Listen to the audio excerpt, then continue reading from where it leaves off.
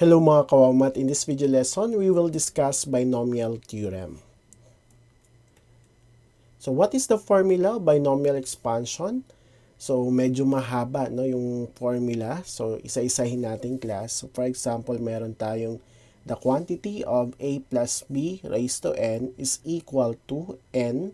So n is the number of combination taken 0 times a raised to n plus the quantity of n taken 1 times a raised to n minus 1 times b plus the quantity of n taken 2 times a raised to n minus 2 times b squared plus up to n taken r multiply to n to a raised to n minus r times b raised to r plus up to the quantity of n taken n times b raised to n. So medyo mahaba yung formula natin at kung titingnan natin, ang hirap niya intindihin. Pero ang mapapansin nyo class, so yung a natin, okay, so ito yung first term natin, yung exponent niya, mapapansin niya na nababawasan, pabawas siya. And then, yung second term natin, which is yung b. So, nag-start tayo dito. Wala tayong b pa. Pero dito, meron na. So, ibig sabihin, yung b naman, nag-i-increase yung exponent niya. Pero dito, yung a natin, ang exponent niya, nagdi-decrease. Okay? Decreasing rather. Or pababa. And then, ito, mapapansin nyo, itong binabasa ko kanina, n taken 0, n taken 1. So ito ay formula o yung gagamitin natin para makuha ito ay gagamitin natin yung combination formula. So ano ulit yung combination formula? So ito kasi yung coefficient, no? Ito yung maging coefficient natin. So paano gagawin yon? So yung formula ng combination natin is n factorial all over the quantity of n minus r factorial times r factorial, where your r is greater than or equal to 0 but less than or equal to n.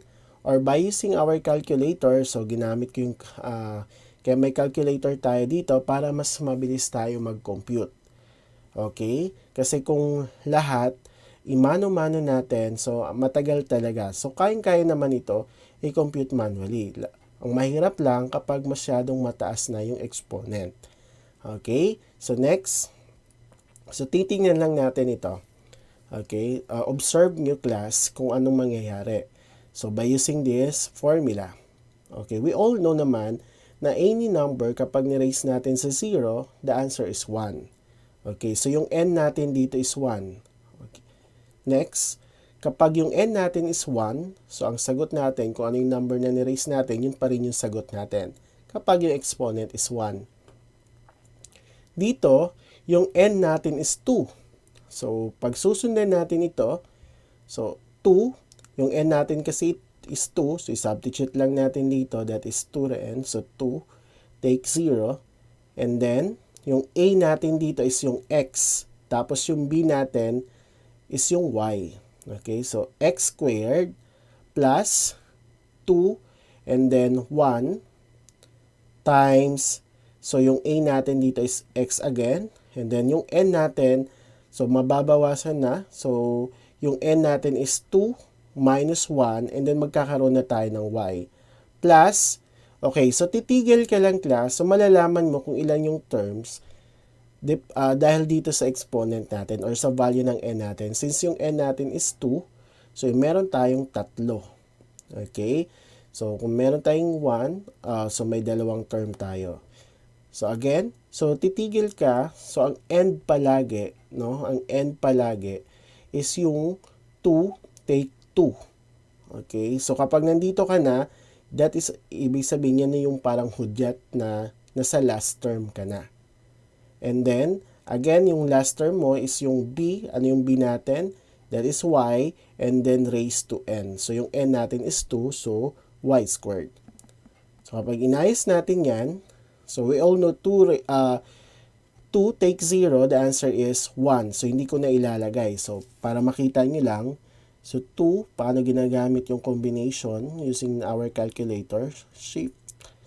So kapag ganito yung calculator, ito yung gagawin nyo. Dito siya sa divide. Combination of 0, the answer is 1. Okay, so kaya hindi na natin ilagay yung 1. So ilagay na lang natin x squared plus, and then balik tayo. So palitan natin ng 1. 2, combination of 1, ito yon. So the answer is 2. So kaya may 2 siya. And then 2 minus 1, that is 1. Kaya x na lang, and then copy y. Kaya naging 2xy plus. And then ito, 2. Still 1 ito. 2 take 2. So balik tayo sa 2. The answer is 1. So hindi ko na ilalagay. So that is y squared. And next, paano naman kapag yung n natin is 3? Okay. Sundan lang din natin. So 3. So ito dapat 3. So palitan natin ito. So kapag yung n natin ay 3, so start ulit tayo sa 3. So yung n natin palagi nandito, no? 3. So yung n natin, 3 take 0. And then x cube. Kasi kung ano yung n natin doon. And that is 3 plus. Next is 3 take 1.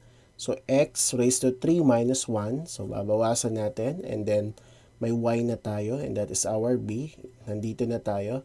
Plus 3 take 2 times x cube minus 2 times y squared. So again class, nadadagdagan yung exponent ng b natin o yung y natin dito. So y squared na siya dito. And then pagdating dito, so it should be 3. So again, ito ay magiging 3 na dapat. Okay. And then simplify natin. So yung pag ginamitan natin ito, 3 take 0 sa formula natin na combination. So that is 1. 1 times x cube. So the answer is x cube plus. So 3. Okay. So 3 combination of 1. So the answer is still 3. Okay, so kaya 3x squared. So bakit x squared? Kasi 3 minus 1 magiging 2 na lang to. Kaya x squared. And then times y plus. And then balik tayo dun sa formula natin. The answer is 3. Still 3. So 3. And then 3 minus 2, that is 1. So x na lang.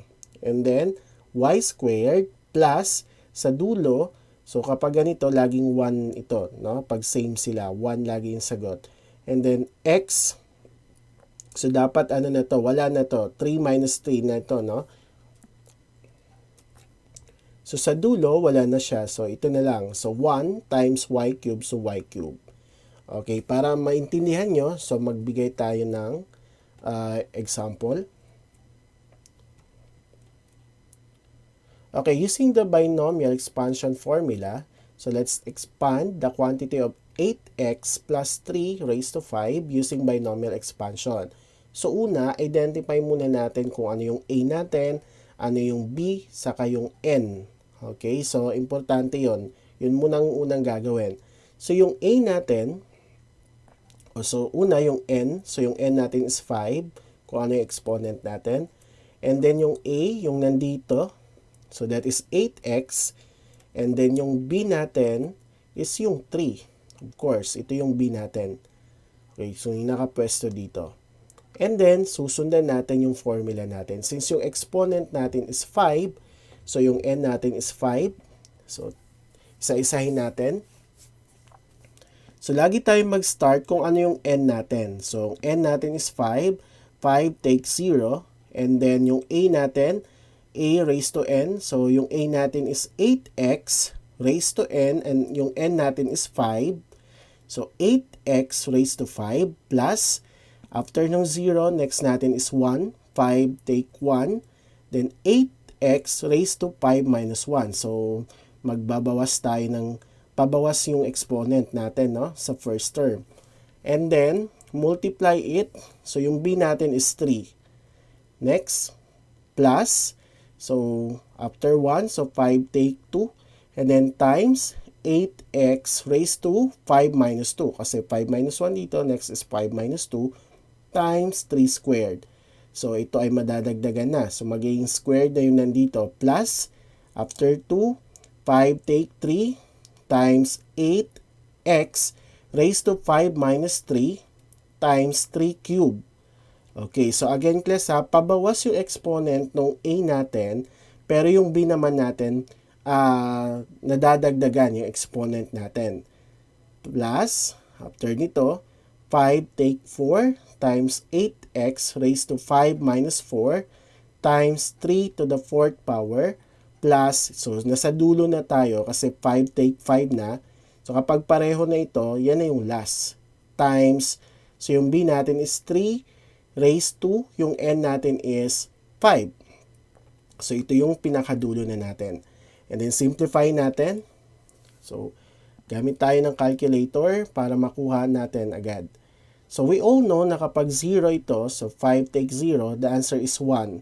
And then, 8x to the 5th power, since nasa loob ng parenthesis, so, i-multiply natin daw yung 8 ng 5 beses, diba? Or, using the formula, your calculator, 8 raised to 5, the answer is 32,768. And then, x to the 5th power.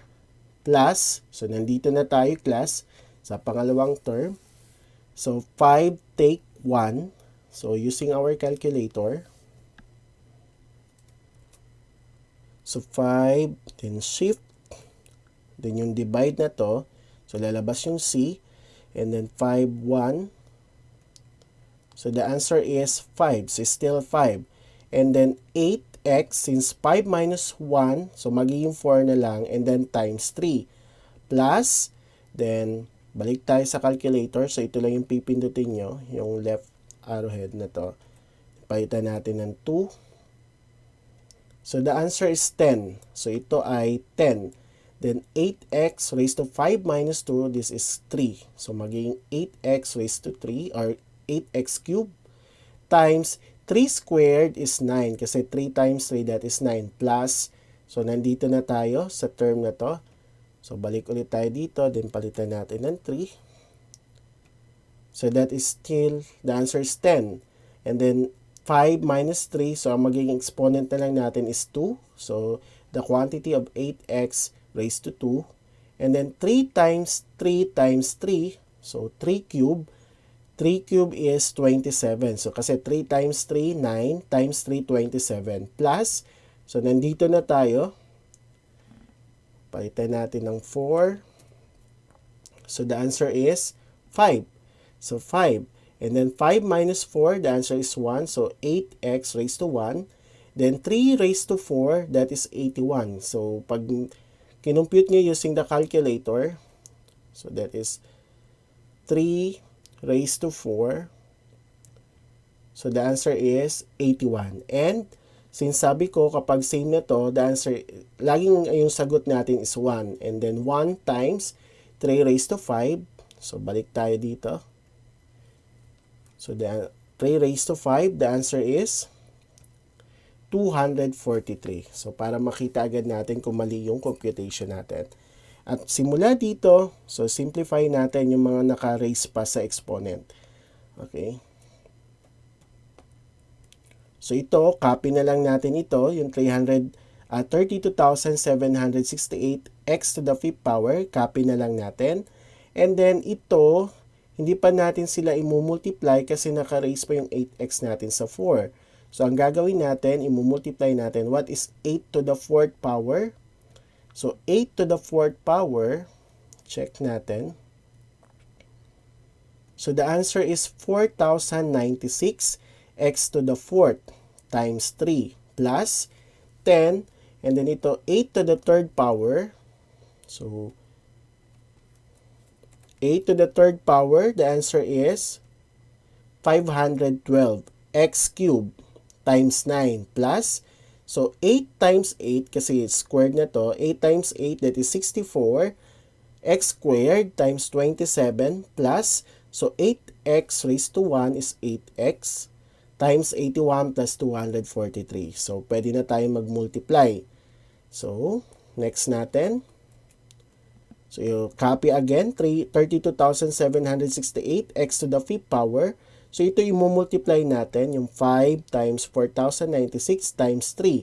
So, i-check natin using our calculator. 5 times 4,096 and then times 3. So, the answer is 61,140 x to the 4th power plus. Then ito, i-multiply natin. So, that is 10. So, times 512. Then times 9. So, the answer is 46,080 x cubed. Next, so nandito na tayo. So let us multiply 10 times 64 times 27. So the answer is 17,280 x squared. Plus, then multiply natin ito, 5 times 8 times 81. So, chine-check natin class kung tama itong computation. No? So, 3,240 x plus 243. So, ito na yung pinaka-expanded form ng the quantity of 8x plus 3 raised to the 5th power. Okay, next. So, paano naman kapag yung n natin ay 6? Okay, so we have x minus 7y, or the quantity of x minus 7y raised to 6 using binomial expansion. So, kagaya ng ginawa natin kanina, since yung n natin, so, una muna pala, identify natin yung value ng a natin, nung b, saka nung n. So, yung n natin is 6, and then yung a natin is x, and then yung b natin, negative 7y. So, importante na alam natin yung value ng a, b, saka yung n. And then, since 6 ito, so, ibig sabihin, meron tayong 7 term. Okay? Meron tayong 7 terms. So, isa-isahin natin. So, mag-start tayo. So, we have 1, 2, 3, 4, 5, 6, 7. Para ma-check lang natin kung tama. So, start tayo dito. Okay, 6, take 0. And then, x to the 6th power. So, yung n natin is 6. Okay, ito yon. Plus, next tayo 6, take 1. Times x raised to 6 minus 1. Since magbabawas na tayo dito ng isa. Times yung b natin na negative 7y. Plus, so sa pangatlong term na tayo. So, 6 take 2 times x raised to 6 minus 2 times negative 7y squared. So, meron na tayong madadagdagan na natin ang exponent ng b natin, which is negative 7y squared. Plus, so nasa pang-apat na term na tayo. So, 6 take 3 times x raised to 6 minus 3 times the quantity of negative 7y cubed. Plus, okay, so nasa pang-limang term na tayo. So, 6 take 4 times x raised to 6 minus 4 times negative 7y, or the quantity of negative 7y to the 4th power. Plus, okay, nasa pang-anim na term na tayo. 6 take 5 times x to the 6 minus 5 times the quantity of negative 7y to the 5th power. Plus, okay, so nasa last na tayo kasi 6 take 6 na, no? Times negative 7y raised to 6 power. So, isa-isahin natin. Okay, kapag masyadong malaki na rin, yung n natin, mahaba rin yung expand natin. Okay, so, ito'y paraan para mas madali sa atin sagutan yung mga ganito.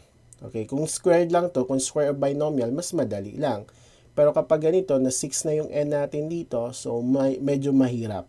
So, kaya gagamit tayo dito ng binomial expansion formula. So, isa-isay natin.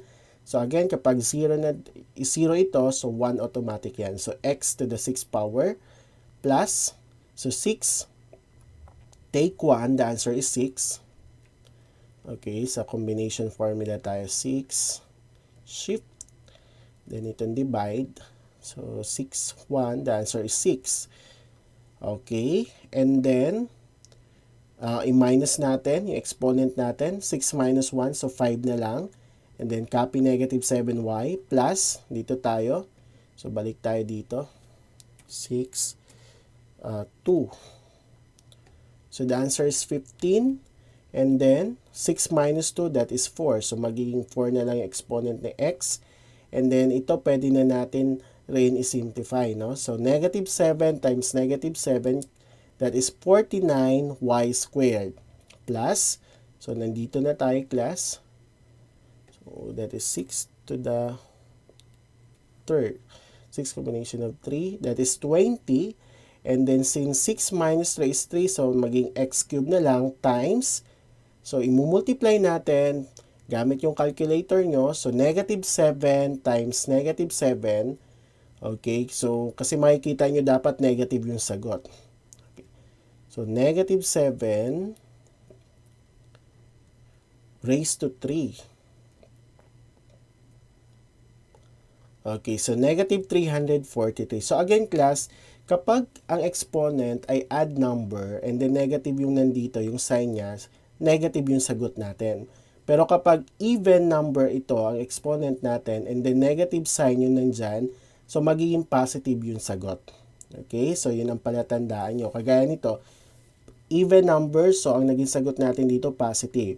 So dito, kasi 6 minus 3, dito pala class, since 3 yung exponent natin, so kapag sinimplify natin, negative number yung magiging sagot natin. So, negative 7 times negative 7 times negative 7 is negative 343y cubed plus, okay, so yung combination natin na 6, okay, wait, 6,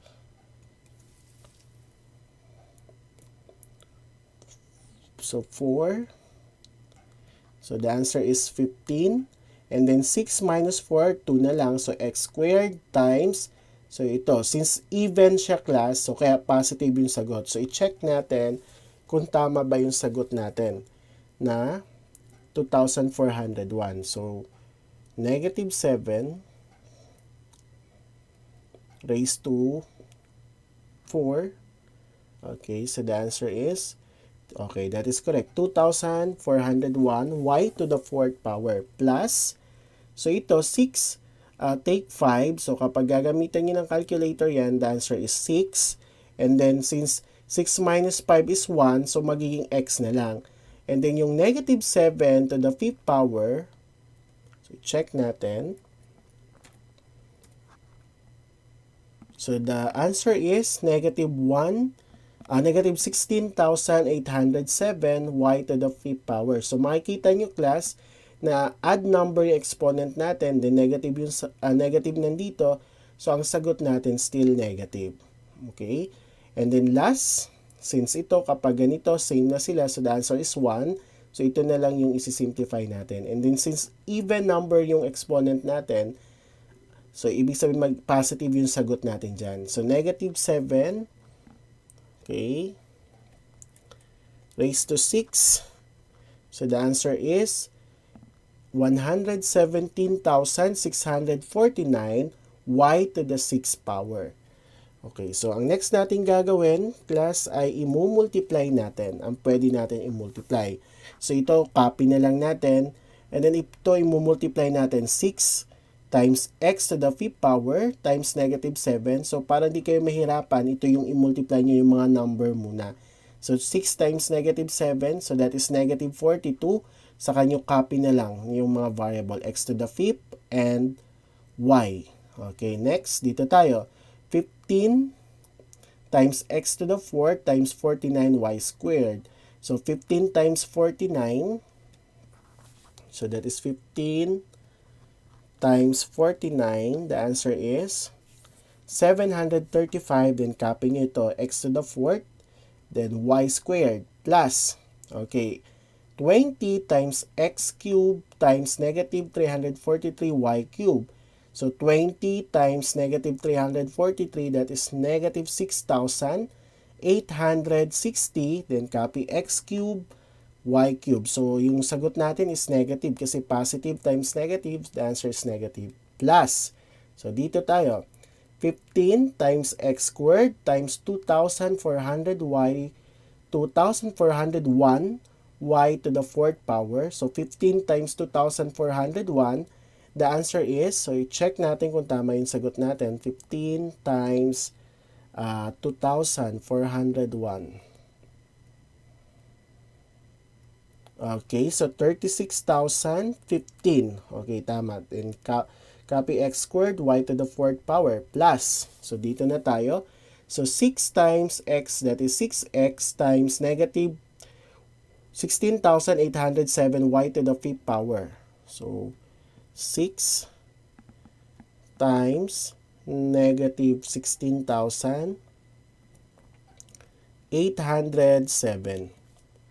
Okay, gumagamit tayo ng calculator class para ma-check din natin kung tama yung sagot natin. So, this is negative 100,842x. Okay, so bakit may x tayo dito? So, it should, okay, dahil dito. Okay, that will become negative 100,842x y to the fifth power plus. So, ito, copy nyo na lang ito. Wala tayong gagawin dyan. And then, since mayroon tayo pang mga parentheses dito, so ang gawin natin, simplify pa natin. So, copy x to the 6. Ito, positive times negative. That will become negative 42. X to the 5th, y plus. Copy lang natin, 735. X to the 4th power, y squared. Positive times negative, so negative 6,860 x cube, y cube plus. Copy din natin ito, 36,015 x squared y to the 4th. Positive times negative, that is negative 100,842 x y to the 5th power plus 117,649 y to the 6th power. So again, 6 yung n natin. So meron tayong 7 term. So 1, 2, 3, 4, 5, 6, 7. Thank you for watching this video. I hope you learned something. Don't forget to like, subscribe, and hit the bell button para updated kayo for more video tutorial. This is your guide in learning your math lesson, your Wow Math channel.